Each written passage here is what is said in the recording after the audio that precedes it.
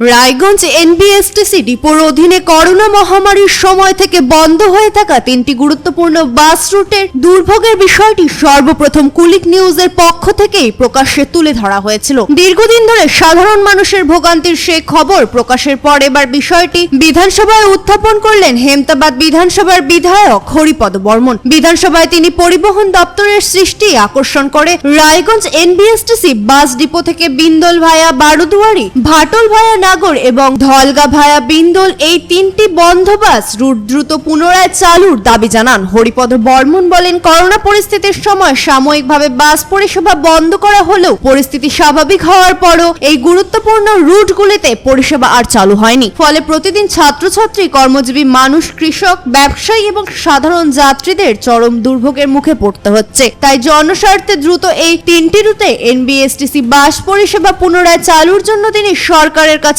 আবেদন জানিয়েছিলেন। উল্লেখ্য, কুলিক নিউজ ধারাবাহিকভাবে এই বাস রুটগুলি বন্ধ থাকার ফলে সাধারণ মানুষের দুর্ভোগের খবর প্রকাশ করে প্রশাসনের দৃষ্টি আকর্ষণের চেষ্টা করেছে। এবার সেই একই বিষয় বিধানসভায় উত্থাপিত হওয়ায় এলাকাবাসীদের মধ্যে আশার সঞ্চার হয়েছে। এখন রাজ্যে পরিবহন দপ্তর এই দাবির প্রেক্ষিতে কি পদক্ষেপ গ্রহণ করে সেদিকে নজর সকলের।